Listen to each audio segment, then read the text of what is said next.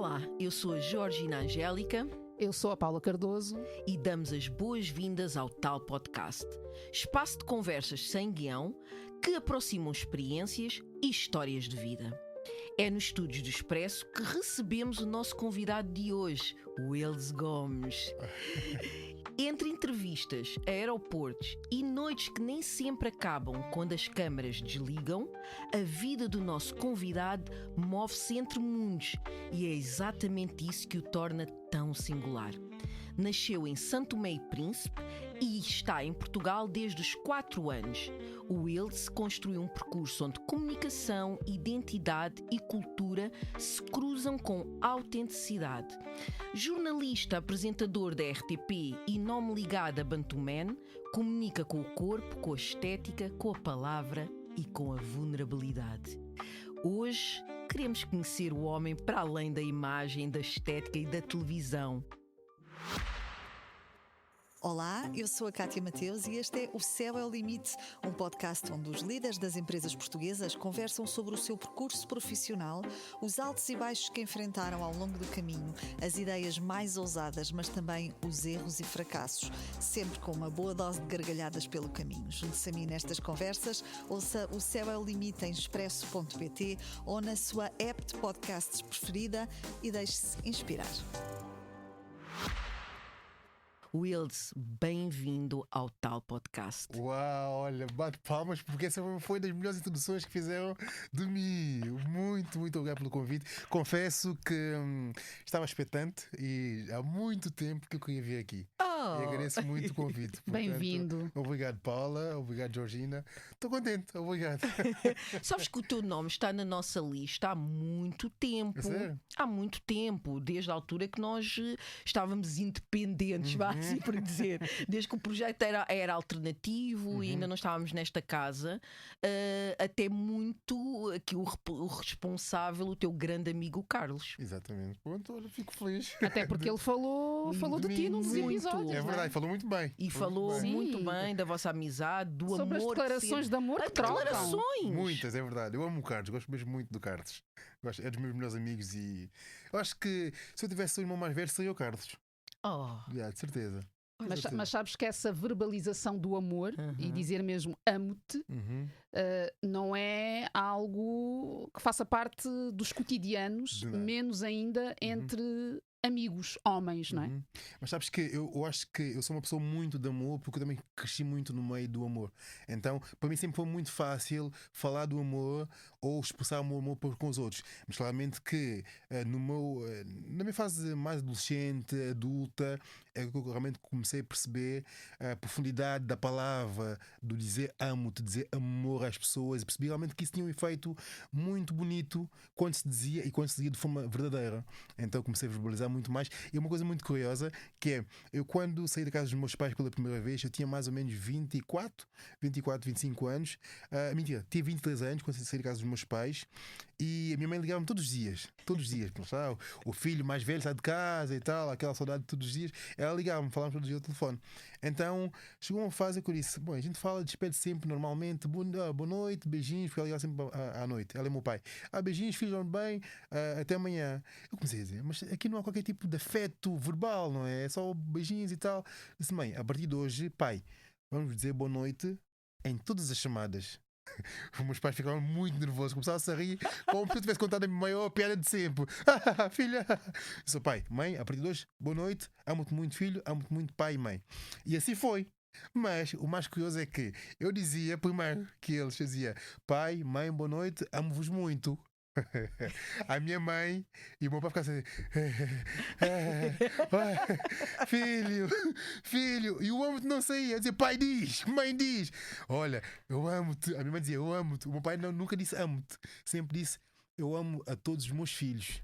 Ele nunca disse eu amo-te individual. Sempre eu amo-vos a vocês todos, meus filhos. Nós somos três, somos dois, eu tenho um irmão e uma irmã, portanto somos 3 filhos. Ele nunca disse de forma individual: eu amo-vos a todos os meus filhos. Então lá ficou o amo-te. Daí eu dizer que é muito importante verbalizar realmente o amo-te, na nossa comunidade, principalmente. Principalmente. Portanto, também começo já com esta pergunta.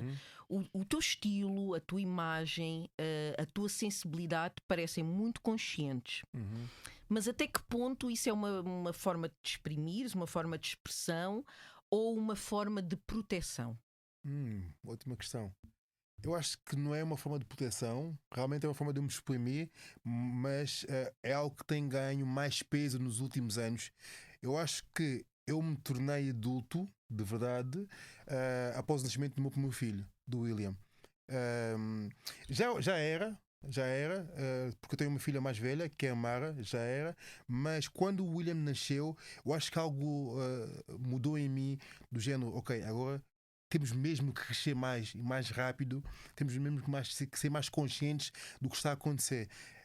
E a forma de eu estar mais consciente é realmente, para além de verbalizar o que eu sentia, é mostrar mesmo que algo não me agradava, que algo sim fazia-me feliz, o que eu precisava, o que eu não precisava, o que me acrescentava e o que não me acrescentava. Então eu fui utilizando isso talvez como escudo, mas não é contra nada. Era um escudo de forma que onde eu fosse estaria protegido pelo que eu sentia. E sabia que ninguém, onde eu fosse, ninguém conseguia fazer mal, deitar-me abaixo, porque eu era muito seguro de mim. E muito seguro do que eu sentia e do que eu queria. Então sempre foi muito fácil para mim, digamos assim, verbalizar ou mostrar o que eu sinto, quando sinto e como sinto. Por exemplo, Paula, fez algo que eu não gostei. Eu vou ser direto, não vou dizer, Paula. Tinha de ser eu, não é? Não. Não, porque eu estava a olhar para ti. Estava a olhar para ti, olha.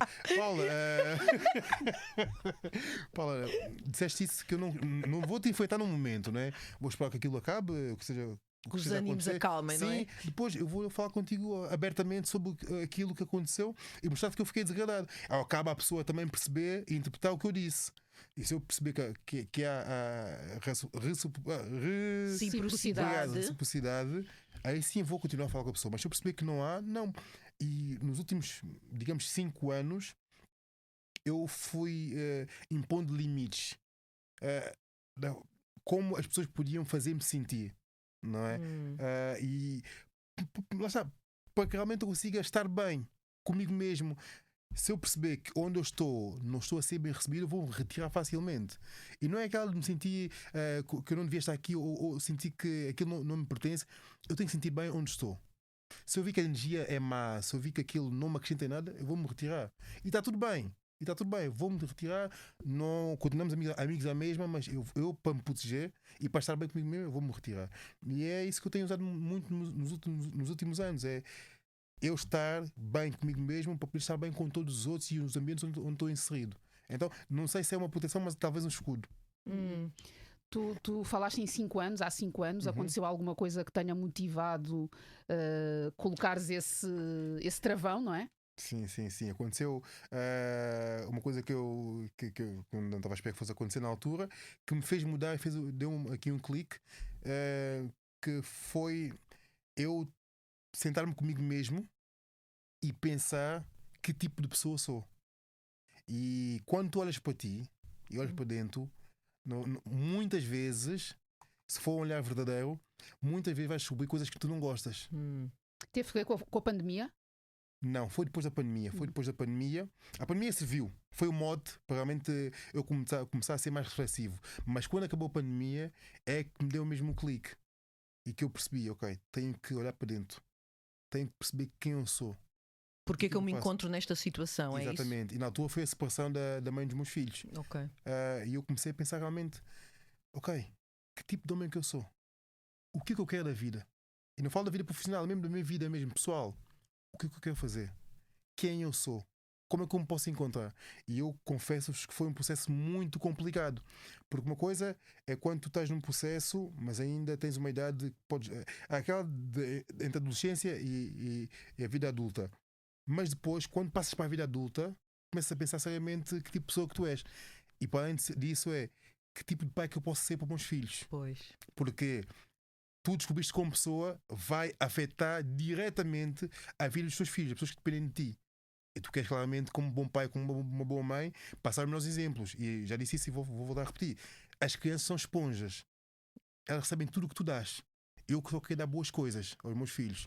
Então era muito importante para mim, nesses últimos anos, tornar-me mais consciente, até para depois as pessoas com quem eu fosse me envolver ou fazer uma vida tivessem a melhor parte de mim. Claramente que as partes negativas ou as partes menos boas vão estar lá sempre. Sim. Mas a diferença é que as partes menos boas eu tenho consciência já, que eu não tinha antes. E o facto de eu ter consciência das partes menos boas faz com que eu consiga trabalhar e controlá-las da melhor forma e fazer com que essas partes menos boas não prejudiquem a vida de outra pessoa. Que é isso que eu tenho vindo a trabalhar nos últimos anos. Lá está, hoje sou uma melhor pessoa e hoje sinto-me realmente um homem, digamos, feito. Claramente que há. Continuas em construção, exatamente. todos nós e todas nós, não é? Somos uma metamorfose ambulante, sempre. Mas é importante nós termos consciência. Seixas, não é? Exatamente. Gosto muito dessa música. Eu também. E essa música, olha, é muito curioso você falar do Raul Seixas, porque essa música também foi um dos motes que me fez realmente pensar muito em mim. Ouvi muito essa música na altura, porque eu tive ajuda clínica, digamos assim. E tiveste um terapeuta, foi isso? Sim. E isso ajudou-me. E essa música, naquela altura, fez muito sentido. E isso ajudou-me, pensar comigo mesmo, trabalhar comigo mesmo. E deixa-me aqui dar só aqui um pequeno detalhe: é que algo muito simples que as pessoas muitas vezes não dão importância, mas quando tu estás mal, quando estás mesmo lá em baixo, se fizeres algo que te faça sentir bem, aquilo vai te acompanhar durante muito tempo. Isso quero dizer o que é que com isso? Na altura eu estava tão mal, cabisbaixo, estava tão triste, e que eu não fazia nada por mim naquela altura. Estava só cabisbaixo, estava só a entrar naquela fase de que, ok, eu vou sentir isto, vou estar mesmo mal e etc. Mas um dia, lembro-me também, eu fui ao barbeiro, fiz a barba e fiz o cabelo, saí de lá. Fizeste o cabelo, ainda não eras. Bom, agora, não é? Mas, as pessoas não sabem. Não, mas olha, é um disclaimer, porque as pessoas pensam que eu não tenho cabelo. Eu tenho cabelo. Tu só escolhes rapaz. Exatamente, eu gosto do look assim. Eu já tive afro. É monoposto, já tive muito cabelo. E na altura só alinhei. Eu fiz um alinhamento, não é? Fiz o alinhamento, fiz a barba. Senti-me a melhor pessoa do mundo. E aquilo ajudou-me mesmo imenso. Parece um detalhe, uma coisa muito pequenina, mas é o cuidado de nós que está a diferença. Quando cuidamos de nós, tanto interiormente como também exteriormente, o brilho é outro. E tu vais sentir isso. Mais cedo ou mais tarde vais sentir isso. E foi o que aconteceu comigo. Então, esses últimos anos têm feito uma pessoa melhor, têm feito melhor pai, melhor namorado, melhor filho também. A minha relação com os meus pais está outra, porque eu sou muito mais aberto com eles. Não é que não fosse, mas agora com mais consciência do que eu tenho em casa e também da possibilidade de que perder as pessoas pode ser muito fácil, então eu vou aproveitá-las agora. Para que depois não venham dizer, se eu soubesse. Eu não quero viver do se eu soubesse. Eu quero aproveitar no momento e dizer, o tempo que tivemos juntos foi muito bom. Eu aproveitei. Foi mesmo bom pai e mãe, foi mesmo bom minha mulher, filhos, tudo. Acho que isso serve mesmo para tudo. Mas é difícil quebrar padrões. Tu logo no início estavas a falar sobre essa resistência dos teus pais até em dizer a palavra, não é? Mas o que tu estás aqui de alguma forma a partilhar é que até isso pode ser treinado, não é? Se nós nos disponibilizarmos para. Exato. Trouxeste também a determinada altura esta necessidade que tu tens hoje de dizer a uma pessoa, não é? Quando há alguma situação de que tu não gostas, não é? Que te incomoda. Mas essa frontalidade, não é? Essa forma de estar na vida não é a mais convencional. Sim. Nestes códigos que nós temos, em que muitas das vezes parece que temos de aceitar, não é? Certos momentos, certas tensões que fazem parte, não é? Ouvimos muito isto, isso faz parte. Pronto, lida, não é? Lida. Esses confrontos ou essas tentativas de esclarecer situações, imagino eu que também tragam as tais perdas. Claro que sim. Como disseste, nem toda a gente aponta para essa frontalidade. Mas é complicado de gerir isto, porque o que eu digo sempre é: eu vou ter que dizer o que eu estou a sentir. Cabe a ti lidar com isso.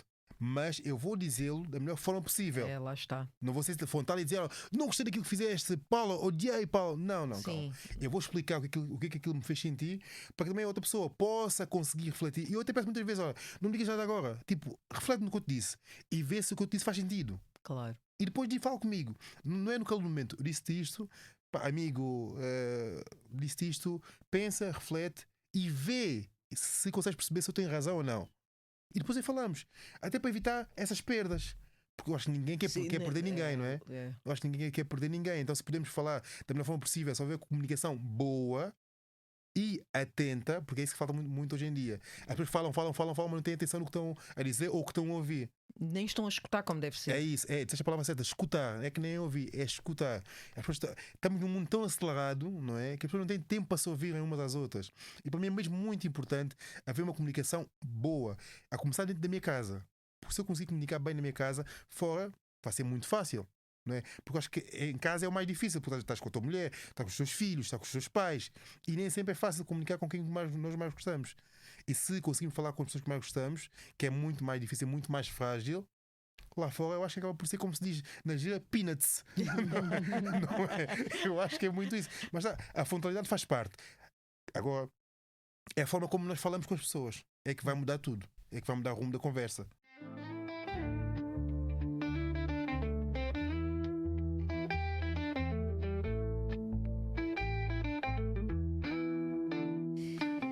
Na tua apresentação falei da tua vertente como apresentador, da tua ligação a Bantu Man também, como jornalista, como brand manager, mas não mencionei esta nova função ou esta nova aventura de seres escritor, ainda por cima de livros, de um livro infantil, A Girafa do Noah. É um livro que aborda e que fala de perda, e eu quero aqui perceber, mas porquê tocar especificamente na questão do luto, da perda? Ótima questão, e deixa-me aqui agradecer-te mais uma vez por teres ido ao evento e por teres sido a moderadora do lançamento. Foi mesmo muito especial. Primeiro, porque eu sou pai. Eu acho que quando somos pais muita coisa muda. A nossa visão para o mundo e com o mundo muda completamente. A nossa atenção passa muito a ser aquele ser que depende de nós até certa idade, não é? Então fazia muito sentido escrever sobre crianças e para crianças, porque quando os meus filhos tinham a idade certa, digamos assim, eu comecei a ler muito, porque eu percebi que é algo que eles gostavam. E também muito porque eu não tive essa leitura antes de dormir, enquanto criança. Nunca me leram um livro, ou um conto, ou uma fábula antes de dormir. Eu via isso nos filmes, via isso nas novelas, na televisão. E pensei, um dia, quando tiver filhos, quero fazer isso. Porque eu acho que é fofo. E quero realmente perceber se faz adormecer as crianças ou não. No caso, os meus filhos não fazem adormecer. Ficam super atentos. Eles querem fazer mais perguntas. Exato, ficam muito atentos. Mas eu achei uma coisa tão bonita de se fazer a uma criança, para além de fomentar a leitura, os hábitos de leitura também, e também de escuta. A interpretação. Exatamente. É um momento de conexão muito grande entre pai e filho. Isso no meu caso, que sou pai. E percebi que aquilo era mesmo uma conexão muito grande entre nós. Comecei a ler livros e comecei a perceber que muitos livros eram de histórias muito genéricas, não é? Não era nada assim de. Não havia quase com foco, era muito genérico.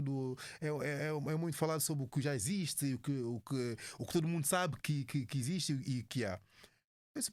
Eu quero escrever sobre algo que faça sentido, que os pais consigam refletir e falar isso com os seus filhos, embora sejam conversas difíceis de se ter. Mas tu estavas a passar por algum luto quando decidiste já falaste da tua separação, mas estavas a passar por outro tipo de luto e decidiste, se calhar este é um bom tema para não só para desconstruir, mas também para falar de forma adequada para crianças? O que é que te levou a escolher especificamente o tema do luto? Eu acho que foram coisas que foram se encontrando no caminho. Claramente que na altura, isso já há mais de 5, 6 anos que eu comecei com essa ideia de escrever um livro, se não há 7. Na altura, claramente que fui perdendo algumas. Perdi a minha avó materna, perdi a avó Helena, lindíssima. As minhas avós, na verdade, são lindíssimas. Tenho agora só uma viva, que é a avó Maria, lindíssima, e tenho muita sorte em tê-la viva. Mas na altura fui perdendo a minha avó, tios. E eu acho que o que eu ia escrevendo, sem eu querer, ia de encontro à minha realidade, à minha própria realidade. E depois também, os meus filhos, como crianças normais que são, perdiam muitos brinquedos. Mas mesmo muitos brinquedos. Como crianças que são, né? Iam perdendo os brinquedos pelo caminho. Exatamente, muitos brinquedos que eles iam perdendo. E eu comecei a perceber que lidavam muito mal às vezes com perder o brinquedo, que é algo material, não é? Então fui escrevendo eu comecei a perceber que as coisas iam se alinhando. Eu confesso que no momento da escrita eu não tinha um foco. Estava a escrever o que me vinha na cabeça. E fui juntando aqueles textos que e o mais engraçado é que eu fui escrevendo ao longo dos anos. Não parei de escrever logo num dia. Não, foi mesmo ao longo dos anos. Escrevi um texto aqui, estava a andar, acontecia alguma coisa, escrevi o texto. E o mais incrível, o mais engraçado é que os meus picos de criatividade é quando eu estava triste. Olha. Quando estava mais triste é quando eu escrevia mais. E eu chorava a escrever. Por mais que a história fosse feliz, eu chorava a escrever. Não sei o porquê, não sei explicar o porquê. É catártico, provavelmente. Exatamente. Talvez. Então eu ia escrevendo, as coisas iam se alinhando e eu percebi que tinha um assunto importante ali. Então comecei a aprofundar muito mais naquele momento de escrita e também de leitura. E comecei a perceber que pouco se falava de assuntos que são importantes na sociedade, como a perda, como o luto. E com crianças. Porque nós adultos temos uma mania, porque é mesmo uma mania e um hábito muito mau de pensar que as crianças não percebem nada do que a gente diz quando são assuntos sérios. E as crianças percebem. Ui, e de que maneira? E de que maneira, é verdade. Temos é que adaptar a nossa linguagem a deles. Sim. Mas as crianças percebem. Quando querem perceber, se nós realmente tivermos uma linguagem adequada, uma narrativa consciente, eles vão perceber. São esponjas, são. Mas o que o produto vai dizer, vão perceber. Então, a perda que muitas crianças sofrem, dos avós principalmente, não é? Quando são crianças, E às avós, vezes dos pais. às vezes também dos pais, é verdade. E nunca sabe explicar o porquê. É difícil. E a explicar própria uma questão das criança. separações, não é? Exatamente. É um luto também. É um grande luto. É um luto, claramente. E eu lembro uma vez o meu filho, o William, fez uma questão que é porque ele perdeu o avô, tinha perdido o avô naquela altura mais ou menos. E quando eu estava no processo de escrita do livro, ele falou-me sobre o avô. E eu, sem saber o que responder, disse: olha, se olhas para o céu, o avô está lá em cima. Estás a ver aquela estrela que brilha mais? É o avô. E até hoje, isso o William tinha mais ou menos 5 anos, se não estou a erro. Hoje tem 8. 5, 6. Hoje tem 8. E até hoje ele lembra-se disso. E está no livro. E Tu também, escreveste, exatamente. está no livro. E o facto de eu olhar para o céu e perceber que o avô está lá, é a estrela mais brilhante, também mexe muito com o facto de como ele vai lidar com o luto, com as perdas. E há uma coisa que eu escrevo no livro que é, até mesmo para nós adultos também serve muito como momento de reflexão. Quando nós perdemos alguém, claramente que é muito mau, não é? É um processo muito doloroso, o luto, e há muita gente que não sabe lidar com o luto e está ainda aqui a remoer. Leva anos. Sim, anos e anos. E há pessoas mesmo que nunca acabam por lidar com o luto. Porque não aceitamos a morte, não é? Exato. Exatamente. E é uma parte do livro em que eu digo: se nós fechamos os olhos com muita força mesmo e pensamos naquilo que nós perdemos e levamos a mão ao peito, vamos ter memórias boas do que aquela pessoa nos deixou. Ou daquela coisa que, nos casos do livro, é um peluche que é a girafa, de Noah, não é? Que serve muito como simbolismo do luto, não é? Porque ele perde a girafa e depois ele tem que saber lidar com aquilo. E a forma que ele arranjou para lidar com aquilo é no seu imaginário. É fechar os olhos e pensar os momentos bons que aquela girafa lhe proporcionou e o que aquela girafa fez com que ele se tornasse enquanto menino. Tornou-se um menino muito mais forte. Porque no seu subconsciente a girafa dizia: tu és muito forte, consegues lidar com tudo sozinho, basta acreditar muito naquilo que estás a pensar. E eu acho que isso funciona muito connosco também, adultos. O luto. E a terapia, o teu processo de terapia foi-te ajudando também na escrita? Porque há aqui uma linguagem muito terapêutica. Talvez, mas sabes o que é mais engraçado também é que o meu processo de terapia não foi mesmo clínica, ou seja, eu não ia a um consultório. Ok. Eu tenho uma amiga, que é a Catarina, ela é psicóloga. É mesmo muito, muito minha amiga. E ela deu umas ferramentas para eu poder realmente conseguir. Então quer dizer, tiveste sessões de borla. Aqui a brincar. Na amizade. Mas pronto, aqui a brincar, mas ela ajudou-me imenso. Privilégio. Sim, é isso mesmo, foi um privilégio enorme. Aí depois também chegou uma altura em que ela disse: olha, Wilson, não dá mais. Não dá mais porque eu sou tua amiga. Não dá mais, tens que realmente ir a um profissional que não seja eu. Naquela altura eu estava muito focado em eu vou falar com outras pessoas e etc. Mas eu acho que quando se procura um psicólogo tem que ser alguém que realmente que eu me reveja naquela pessoa. E quando digo isso, no meu caso, tinha que ser um psicólogo, uma psicóloga negra ou negro, não é? Porque eu acho que pessoas semelhantes a nós conseguem perceber muito mais facilmente as nossas dores. E acho que vão nos dar ferramentas muito mais fáceis de usar do que se fosse outro psicólogo. Atenção, quando estou aqui a desfazer o trabalho de ninguém. Não, mas há uma questão de subjetividade negra. Exatamente. E que nós temos muito esta experiência a ser partilhada, que é de alguém que consegue derrubar uma série de barreiras que existem sobre agora estou maluco, porque é que eu vou, que frescura, não é?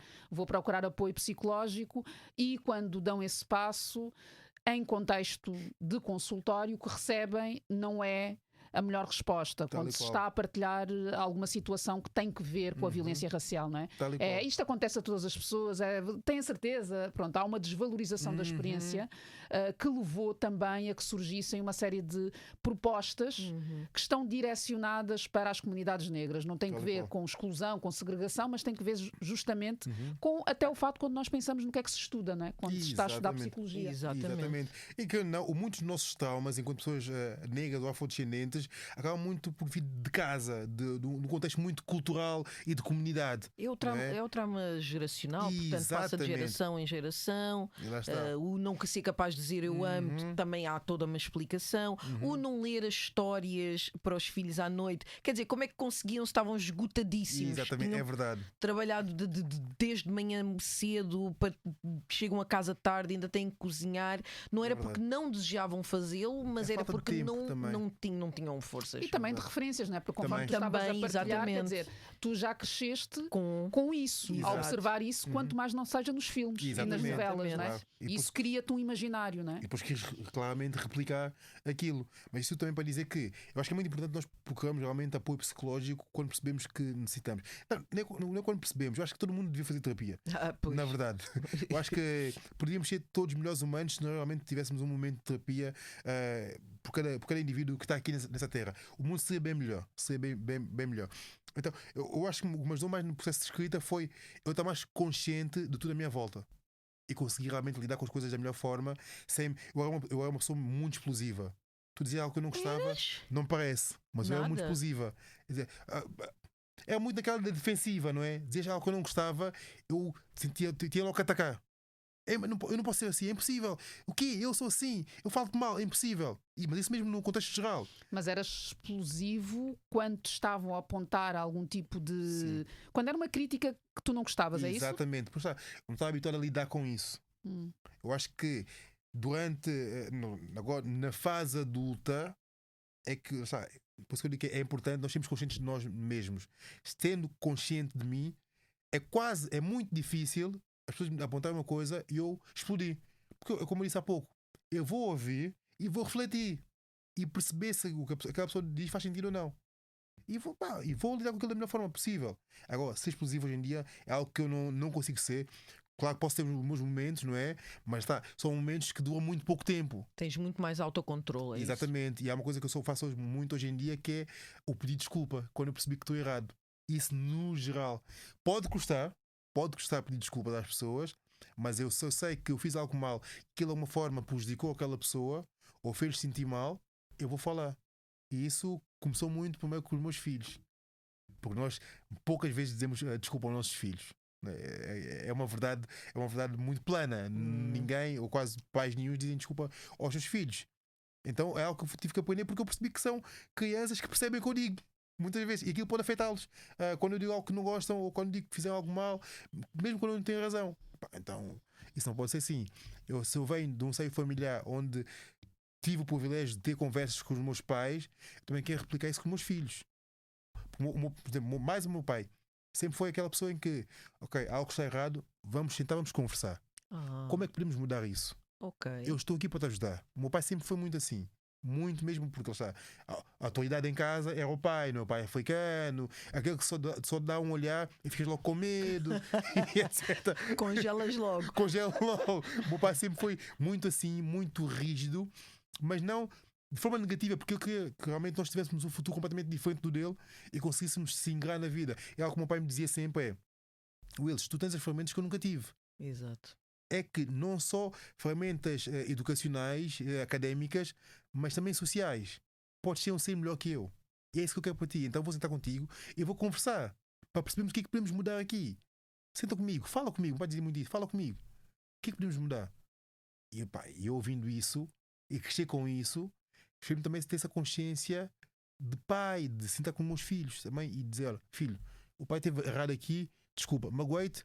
Sim, pai, fez-me sentir mal, desculpa. O pai não quis dizer aquilo naquele momento, estava chateado, não vai voltar a acontecer. E é um esforço que eu faço todos os dias. Porque estar com crianças e ser pai de crianças pequenas não é fácil.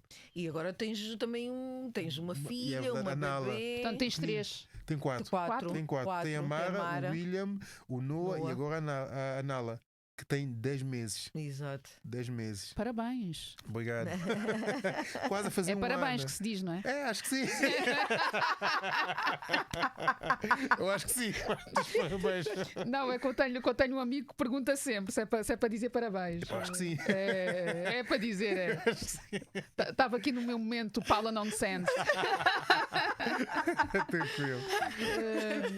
Sim, portanto, 4 crianças. 4 crianças. Com algumas diferenças de idade. A Mara mais velha tem 18 anos já. Fez 18 anos muito recentemente, agora em abril. Tu já tens uma filha com 18 anos. 18 anos. 18 anos. E esta tua transformação também, imagino eu, que tem um impacto na tua relação com a tua filha mais velha. Tem. Sabes, o que é muito bom teres pegado nisso, porque isso remeteu-me a uma mensagem que ela me mandou há dias, porque ela fez anos no dia 18 de abril, dei-lhe os parabéns e tudo mais, mas naquele momento que ela fez anos, eu não lhe mandei uma mensagem longa. Falei com ela, estivemos juntos e até, mas não lhe mandei uma mensagem longa. Tirei aquela semana para refletir o que são 18 anos de uma criança, não é? Que já é adulta. Agora não podes dizer criança. Pois não, agora já é adulta. Já é adulta. Eu comecei a pensar muito naquela semana. Ok, ela fez 18 anos. Ela fez 18 anos. Então, houve um certo dia, eu parei, comecei a escrever uma mensagem muito longa. É que nem me apercebi do tamanho. Fui escrevendo, mandei aquela mensagem a dizer o quão orgulhoso eu estava daquele ser que era pequenino e agora está enorme, mais alta que eu, lindíssima, também super boa aluna, dedicada, sabe o que quer. E uma mensagem com isso, não é? A dizer tudo e dizer que gostava mesmo muito dela e que amava mesmo muito. E ela, em poucas palavras, não respondeu um grande texto, em poucas palavras disse-me assim: obrigado por tudo que tu fazes por mim, és muito importante. Amo-te. Só isso. E aquilo fez-me claramente chorar, baba e raio. E o mais interessante é que eu escrevi um texto enorme, mas aquele bocadinho que ela escreveu teve um impacto muito forte em mim. E eu percebi que realmente o papel que eu estou a fazer de pai tem importância. E não importância porque eu sou a figura paternal, mas muito a forma como eu faço as coisas. Que eu acho que é muito importante. Para além de ser aquela figura paternal, é a forma como nós fazemos e lidamos com as nossas crianças ao longo da vida. E é uma coisa que eu digo sempre lá em casa, que é: eu quero muito que os meus filhos me vejam daqui a 20 anos, quando tiverem suas famílias, os seus filhos, que olhem para mim ou que digam nas suas casas: o meu pai é um exemplo. Que é mesmo muito isso. Pode ser de uma forma egoísta dizer isso, não é? Mas eu quero mesmo muito que os meus filhos olhem para mim e digam: eu vejo o meu pai como um exemplo. Porque é assim que eu vejo o meu pai. Lá está. Então, que é muito. Tens essa referência. Exatamente, é muito importante. Eu quero que o meu pai realmente é um exemplo. Eu gostava muito de ser como. Não é de ser como o meu pai, mas eu gostava muito de poder ter os mesmos valores que o meu pai, digamos assim. Mas tens, não é? Claramente. Eu tenho, mas gostava que o meu filho também tivessem isso. Sim. Gostava mesmo. E eu lembro-me de ter ouvido falar, acho que foi naquele jantar que tivemos dos rostos, sim, né? sim, da RTP África, sim, em que tu falaste também da referência que o casamento dos teus pais é na tua vida. E os meus pais estão noivos há imensos anos. Os teus pais são noivos? Mas calma, já se casaram. Mas os meus pais, durante N anos, noivos só de conversa, na verdade, não é? Meus pais estão juntos, eu tenho 34 anos, meus pais estão juntos há mais ou menos 30. Tens quantos anos? 34. Muito bem. Meus pais estão juntos mais ou menos há 36, 35 anos. Conheceram-se, o amor é tão forte que fizeram-me logo a mim. Eu costumo dizer que meus pais fizeram-me com muito amor. Claramente. Luz acesa a dizer um ou outro: eu amo-te muito. Luz acesa é aquela coisa que dizemos sempre: é bonito, foi de luz acesa. Exatamente, é bonito, foi de luz acesa. É tal e qual isso. Então, os meus pais, o meu ser familiar sempre foi mesmo muito amor, como eu disse no início, porque eu vejo uma relação que infelizmente eu não vejo em outras casas, que são pais que estão juntos há imensos anos. Infelizmente eu tive isso em casa, meus pais estão juntos há mais de 30 anos. Mas com manifestações de carinho? Sim, sim. visíveis. Portanto, é um casal negro, né? Sim, casal negro, exatamente, que na altura achava estranho porque também é criança, mas o meu pai sempre chegava a casa, dava beijinhos à minha mãe. Olha lá, amor, Na boca. Na boca, sim, eu naquela altura, tipo, olha para isto. Mas depois. Ai, que nojo. Exato. Era sempre E hoje em dia eu percebo a importância de um beijo. É muito importante. Não é só um beijo, é uma demonstração muito grande de afeto e de carinho. E quando é demorar, então. Ui! É saudade mesmo. Imagina, ui! Mas é mesmo uma demonstração tão grande de carinho, afeto e de saudade que só hoje em dia que eu realmente compreendo o quão importante é aquele momento para eles que passaram o dia todo fora de casa a trabalhar, saíam de madrugada, 6 da manhã de casa, os dois, depois só chegavam às 7 da tarde, a preocupação de jantar, cuidar dos filhos, roupa para amanhã, jantar tem que estar pronto, a refeição para o marido no dia seguinte também tem que estar pronta. E o meu pai chegava a casa, beijinho à minha mãe, um abraço e eu olhava para aquilo, uau! Hoje em dia eu olho para aquilo e digo, uau, isso é muito importante. E hoje em dia o meu pai é que fez questão de casar com a minha mãe. O meu pai é que fez questão. Isso é importante dizer porque normalmente há aquela ideia para conceber de que as mulheres querem casar sempre, não é? No caso foi o meu pai. Olha, o vestido sim, digo sim aos vestidos. Todos os vestidos, eu adoro vestido. Eu adoro vestidos. Queres casar, não queres? Não. Mas queres um vestido de noiva? Pois é que ela Vestido disse, tudo bem. Vestido tudo bem, casar. Pois é que ela. Por isso também que eu disse que é uma ideia pré-concebida. Não, lá está. Amor sempre. Sim. Sempre, Agora isso obviamente. dos modelos. Logo se vê. Das formalidades. Eu acho que na verdade o casamento acaba por ser um confirmar do vosso amor. Muitas vezes, não é? Eu acho que é um confirmar do amor. E há uma questão legal, há uma série de questões. Sim, mas isso pode ir assinar um papel, não Pois precisas sim, da fé. Da festa, sim. Mas a parte da Faça festa que eu civil. É a gosto. parte melhor, não é? parte Então, boa, comer, exatamente, comer bem à vontade. Afinal, se calhar vou casar. Só pela comida. Acabámos, olha, mais uma conversão aqui da palavra. Olha, boa. Hoje é só com é melhor nem falarmos nisso.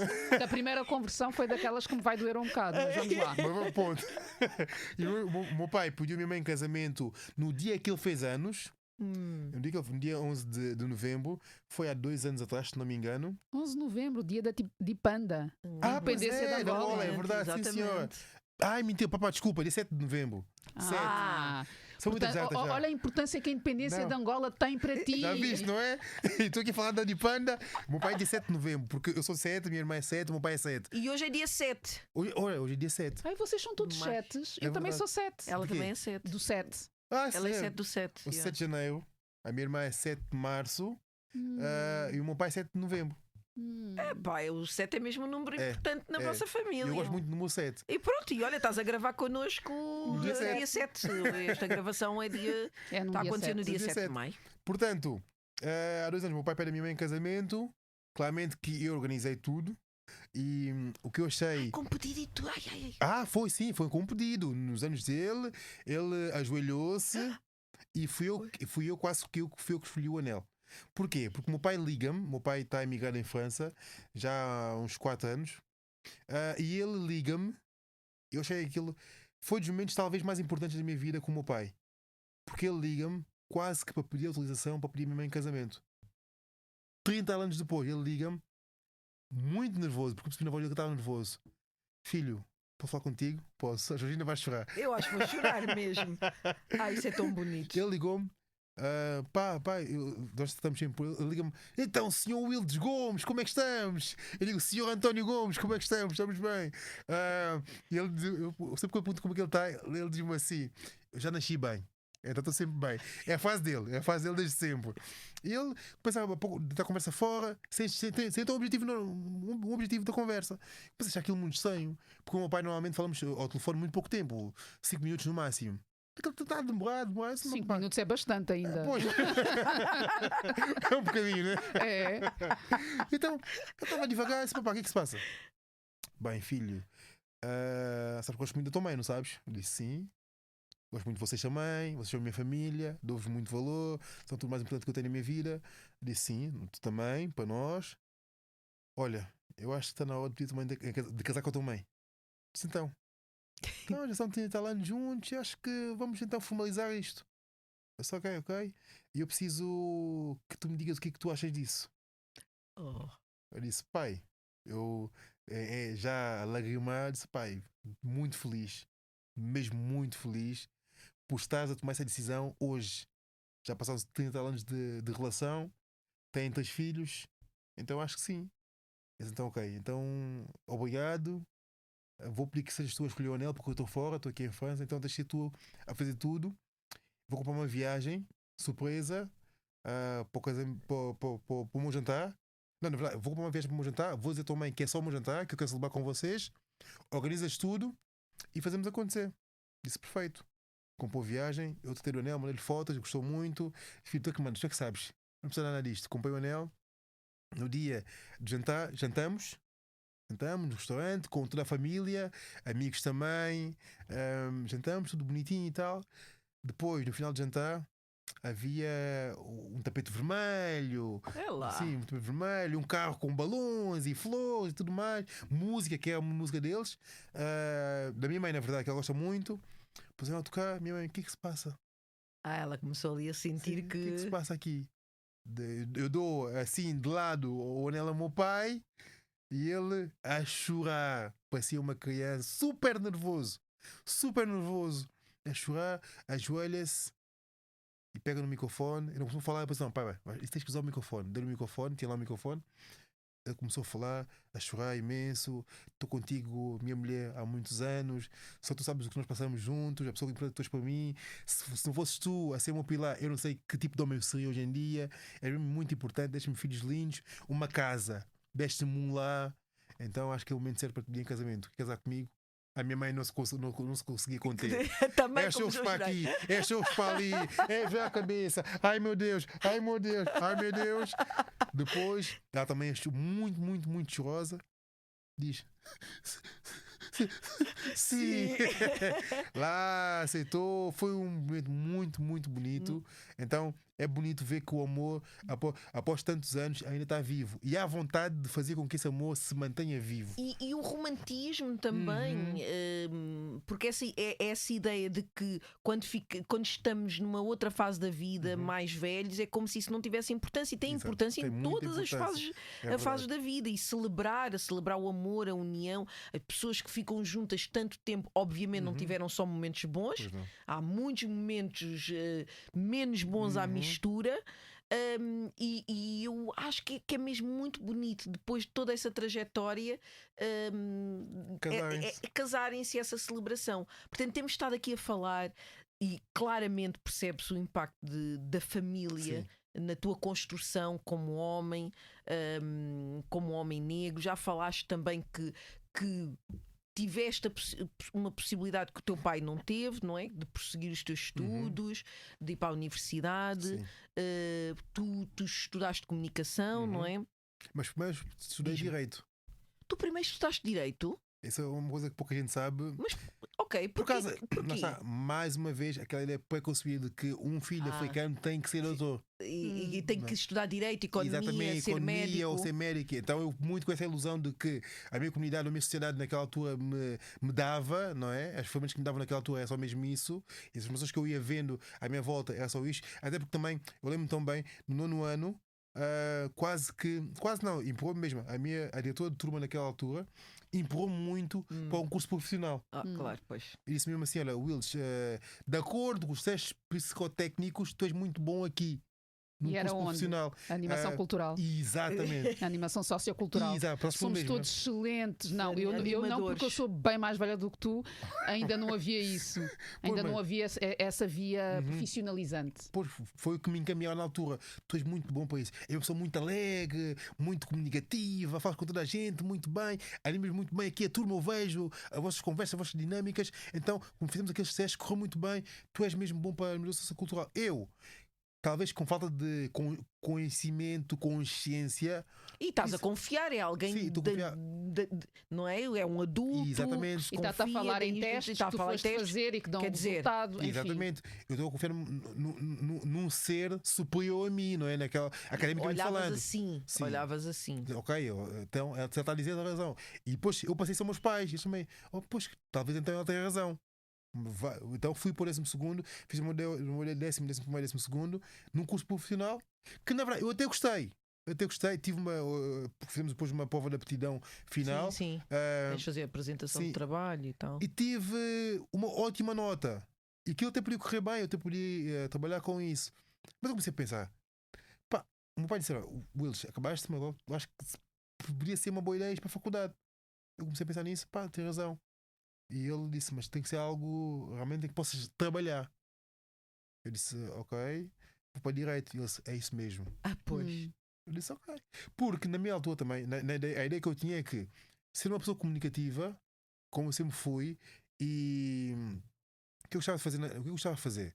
Falar com as pessoas, defender as pessoas, perceber que conectar-te com as pessoas. exatamente, eu acho que direito por isso é uma forma de eu ajudar as pessoas com a comunicação. É a minha ideia, naquela altura.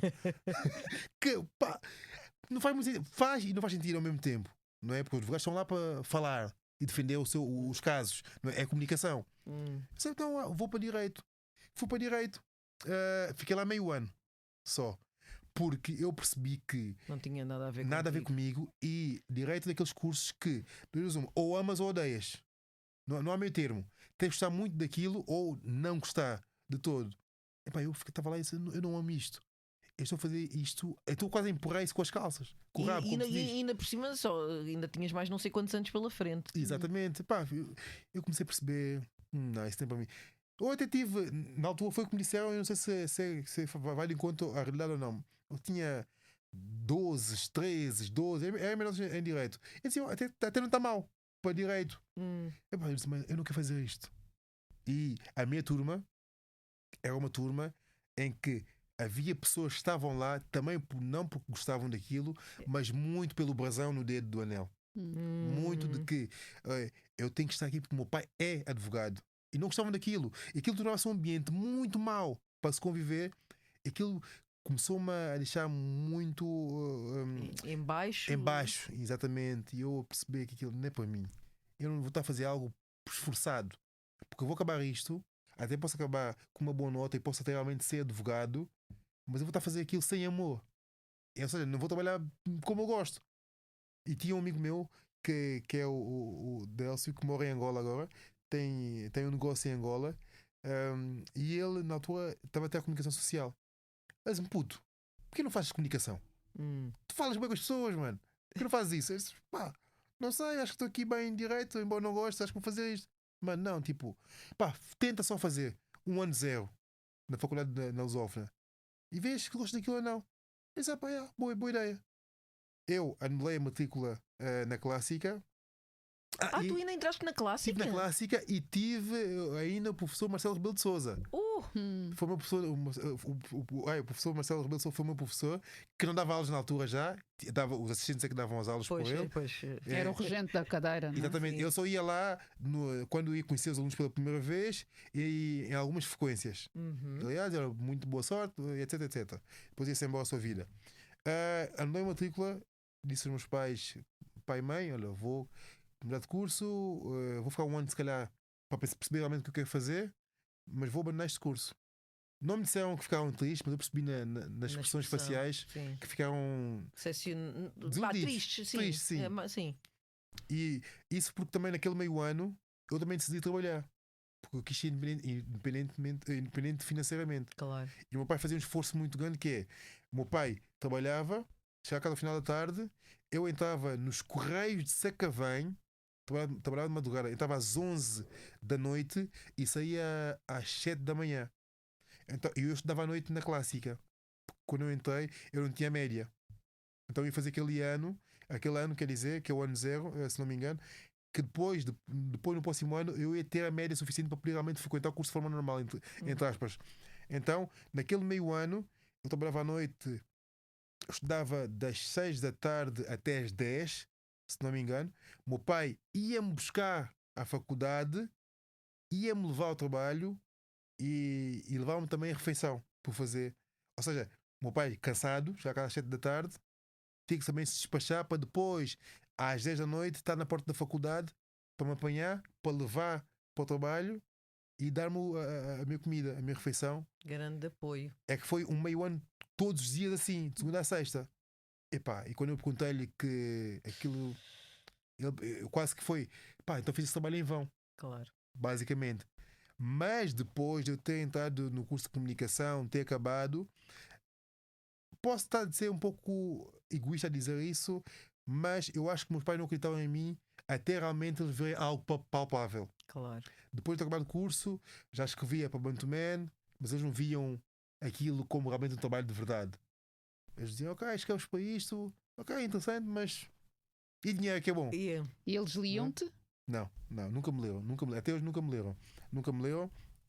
Só começaram a perceber que era importante, começaram a ver alguns vídeos meus que eu ia fazendo em algumas coberturas, ok. que eu ia fazendo em alguns sítios e começaram a dizer, ok, o meu filho é O poder do audiovisual, não é? Exatamente. Mas quando eu entrei para a televisão, Claro. aí sim é que eu percebi, ok. Mas mesmo antes de apresentar como produtor de conteúdos no Bem-vindos, quando eu entrei primeiro como produtor de conteúdos, Lembro-me. eles diziam, ok, o filho agora está a trabalhar para a RTP África. Isso parece ser uma coisa perfeita, ótima, está no caminho certo. Quando eu comecei a aparecer na televisão, Quando aí começaste a apresentar o programa, exatamente, não é? aí já que foi mesmo a cereja no topo do bolo. E meus pais, a minha mãe principalmente, o meu filho é jornalista. Qualquer sítio que ela vá, então o teu filho faz o quê? O filho? Nunca viste o meu filho na televisão? O meu filho está na RTP África, o meu filho é jornalista. Ah, o teu filho é jornalista? Sim. Mas teu filho. Mas ele tem o mesmo curso? Minha mãe, meu filho. Vê. Ela diz, vê. Depois mostra fotos e mostra vídeos dele na televisão e etc. Hoje em dia, claramente, que há um orgulho muito grande na pessoa que eu me tornei como profissional, mas não só porque estão a ver, mas também estão a sentir que eu quero fazer coisas acontecer e que de alguma forma eu quero mudar a minha realidade. Eu costumo dizer que o trabalho que eu faço é que há muita gente que cobra que todos os negros têm que ser revolucionários, que temos que fazer coisas que revolucionem uma sociedade.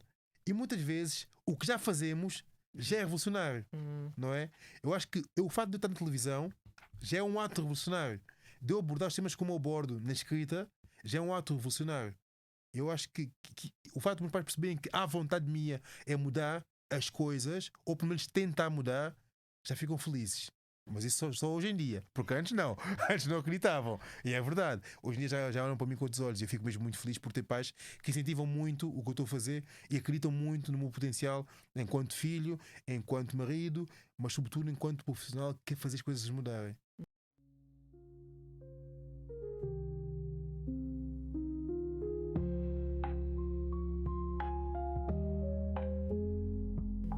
Olha, eu fiquei aqui com uma dúvida quando tu falaste do casamento dos teus pais. Sim. Ainda não aconteceu. Já. Aconteceu este ano, no mês de março, sim. No mês Então, de março. há 2 meses atrás. Há 2 meses atrás. Em que dia? No dia que a minha irmã fez anos. Dia 7. Pronto, mais um 7 aqui para a mesa. No dia 7, ela fez anos no dia 7, foi no sábado, se não me engano, e casaram-se. Mentira. Foi no sábado, sim senhor, porque a minha mãe fez na quinta-feira, que faz dia 5 de março. Então foi no sábado. Fui almoçar com ela na quinta-feira, sim. Foi no sábado, sim. Acho que é isso. Foi no sábado, sim. 6, 7, Meus pais casaram na quinta-feira, no dia que a tua mãe fez anos, casaram no registro. E depois a festa foi dia 7. A mini festa, porque a festa era da minha irmã dos 18 anos, porque a minha irmã fez 18 anos. Okay. E eles nesse dia decidiam partir um bolinho só para simbolizar aquele momento do. Espera, tu tens uma irmã com a mesma idade? Tenho. Tenho. Estamos atentas. Isto aqui é muita matemática. Tenho, sim, senhora. A Márcia, que é minha irmã, tem 18 anos, e a Mara, que é minha filha, também tem 18 anos. Então e são muito amigas as duas. E são muito amigas as duas. Elas estavam contigo no concerto do George? Exatamente. Ok. Exatamente, são elas as duas e são muito amigas, dão-se super bem. E eu gosto muito da relação que elas têm. Elas duas são mesmo muito amorosas. Uma pergunta que também me ficou, que tem que ver com o próprio processo do casamento dos teus pais e com esta reverência toda, o teu pai ligar-te. Sentes que foi também a partir destas mudanças que tu foste introduzindo na própria linguagem afetiva da tua família que acabou por, de alguma forma, influenciar esta decisão? Do casamento? Sim. Ou seja, o teu pai, ao ver este homem tão afetuoso que tu te tornaste e que gostas mesmo de fazer, fazes questão, não é? De manifestar. Eu acho que sim. Eu acho mesmo muito que sim. Eu não quero dizer isso, mas eu acho que tem influência, sim, senhora. O Wildes Gomes tem influência na vida dos meus pais. Porque meus pais pedem uma opinião para tudo. Eu acho que eles pensam que eu sou o juiz da família. Toda coisa é o Will diz isto, o Will diz aquilo, decide tu, o que é que tu achas? Então, eu acho que de alguma forma teve muito influência, porque o meu pai, no Dia dos Pais, ele disse-me uma coisa que eu achei muito importante, que é: o Will é muito bom pai com os seus filhos. Grande elogio. Ele disse-me isso. E eu acho que o facto de ele ver muito a forma como eu lido com meus filhos, com a minha mulher, com os meus amigos também, ele vê também que há muito amor e há muita vontade de afeto. Isso acaba muito. Eu acho que tudo que fazemos na vida acaba por influenciar as outras pessoas de forma negativa ou positiva. Quando é positivo, influencia muito mais rápido. E o meu pai, lidando comigo nesses ambientes, e às vezes eu fazia questão mesmo que ele estivesse presente, pelo ver também, influenciou de certeza ele que pedir a minha mãe em casamento, e também influenciou ele ter aceito as minhas sugestões de como poderia ser o pedido de casamento. Tu tiveste Haja amor. E agora, se calhar, agora vou-te colocar aqui numa saia justa. Que é: quando é que será o teu casamento? Olha, não, mas é uma boa questão. É aquele tipo de pergunta que não se faz. Não, imagina. Eu durante muito Não tempo. tens que responder. Eu estou só a eu provocar. respondo na boa. Eu acho que durante muito tempo eu nunca pensei nisso de casamento como algo importante. Eu acho que o facto de celebrar o amor em casa já é muito importante, não é? Acaba muito por ser, mas como a gente disse há pouco, um papel assinado de que, ok, somos duas pessoas que casaram. Mas hoje em dia, lá está, mais consciente da pessoa que eu sou e da pessoa que eu tenho ao meu lado, pode fazer sentido um casamento. Mas quando ambos sentimos que temos que fazer. Claro. Eu acho que já existe um casamento dentro de casa. Temos uma família constituída, temos uma casa, temos as nossas coisinhas, temos os nossos momentos de amor. Isso já é um casamento. Depois decidimos passar para um outro passo, ok, já é algo que nós realmente queremos. Mas está, o facto de não pensar muito no casamento não invalida que eu não queira. Só que neste momento talvez não acho que seja algo assim muito importante que faz sentido nas nossas vidas. Futuramente pode acontecer. Porque eu gosto muito da celebração, gosto muito de poder vestir um bom fato na igreja. Isso sabemos, já vimos várias vezes. Sim, quer estar bem, O style, o swag. Isso não falta. Isso nunca falta. Para receber a minha mulher no altar e etc. Hoje em dia já lhe chamo de minha mulher. Como é que ela se chama? Núria. Eu não Núria, exatamente. Núria. Eu não a chamo de minha namorada, chamo de minha mulher. Sim, vocês vivem juntos. Sim, vivemos juntos, temos uma filha também juntos, então é estranho para mim dizer, esta é minha namorada. Não, diga, é minha mulher. Embora não tenha um anel ainda posto, não é? É minha mulher, sou o marido dela e assim nos tratamos. Um dia, o casamento pode vir. O oficializar, não é? Os compromissos não se medem por anéis. Não, exatamente, não se mede tal e qual. Mas olha, eu tenho só aqui mais uma pergunta, até porque o nosso tempo já está. Tem que ver com. Estávamos a falar daquela questão da transparência, de não deixar as coisas por dizer, e tu, em tempos, publicaste um texto com o título Carta Aberta aos Homens Negros que odeiam mulheres negras. Imagino que isso tenha-te trazido assim muitos aquecimentos. E sabes. Tiveste que colocar alguns amigos de parte? Por acaso. Tiveste que cancelar algumas pessoas? Eu vou dizer. Eu sabia que ia chocar muito no meu seio de amizades. Porque eu tenho muitos amigos que têm mulheres brancas, têm relações interraciais. Atenção, não estou a dizer que seja negativo. O amor, ponto final. Ponto final. Mas para mim, como um homem negro que vi de um seio familiar completamente negro, em que os pais são os dois negros, para mim é muito importante que eu também tenha uma relação negra. Mas já tive relações com mulheres brancas. Já tive, confesso que já tive, mas eu não era tão consciente como sou hoje. Porque eu sei que estar numa relação com uma mulher branca vai acarretar muita coisa. Principalmente diferenças culturais e sociais. E, querendo ou não, tanto numa relação interracial, há muita coisa que vai ter de desconstruir. Até para poder viver feliz naquela relação. É começar por casa, pela tua companheira ou teu companheiro. É começar mais uma vez pela cultura, que muita gente não entende. Vais ter que ser tu a pessoa a explicar e ver se a pessoa vai entender. As tuas dores e os teus traumas vais ter também que poder explicar. Quando sofres um trauma, estás a explicar o trauma a uma pessoa que não é da tua cultura, que não é. Não tens as tuas vivências. Exatamente. Aliás, tu, quando estás com outra pessoa negra, nem precisas te explicar. E lá está. Exatamente. A pessoa sente. Lá está. Há logo um entendimento. Não, há logo Quando vais empatia. a um restaurante e tens Exatamente. uma situação, tu. Às vezes há aquela coisa de chegar a casa e tens de dizer, mas tu não viste aquilo, e há logo uma discussão. Como é que tu não viste aquilo? Exatamente. E efetivamente, bem, eu imagino que muitos de nós já poderão ter passado por essas experiências, Sim, não é? inclusive eu também já passei por muito esse tipo de situações. Eu sabia que eu escrevi aquele texto que era muito algo que eu já queria dizer há muito tempo. E um vídeo que eu tinha visto explotou isso em mim. Que era um indivíduo a falar que não gostava de ser. É uma coisa tão banal que faz-me confusão. Que não gostava de ser atendido por mulheres negras em caixas de supermercado ou em restauração fast food. Porquê? Porque ele dizia: a mulher negra, quando está numa caixa de supermercado ou numa cadeia de fast food, está sempre com a cara trancada. Quer dizer. E é feio, eu não gosto dessa energia. E foi o que ele disse naquele vídeo. Aquilo mexeu muito, muito comigo. Porquê? Primeiro, estás num ambiente em que tu, como mulher negra, já estás vulnerável. Facilmente vulnerável. Estás a trabalhar num momento em que estás super cansada, imagino. Exato. É muitas horas. Porque lidar com pessoas não é fácil. E lidar com pessoas que te faltam respeito, menos fácil é ainda. E tu, como homem negro, em vez de compreenderes a situação daquela pessoa, daquela mulher, vais estar a enfurizá-la ainda. Era um homem negro que estava a fazer esse comentário. Negro. Exatamente. A dizer que mulheres negras é isto, aquilo, é aquela ideia, aquela narrativa de que a mulher negra é fria, a mulher negra não dá para namorar, é agressiva. Man, as mulheres negras carregam muita dor, carregam muita coisa.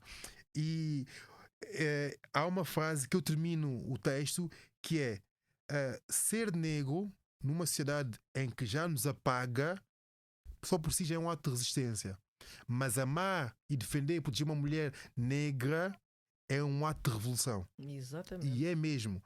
E eu senti a necessidade de realmente de exprimir o que eu estava a sentir, mas de forma escrita. E eu confesso que naquele momento eu percebi realmente como eram as minhas amizades. E percebi realmente as pessoas que estavam à minha volta. Porque eu recebi N mensagens de pessoas a falarem mal.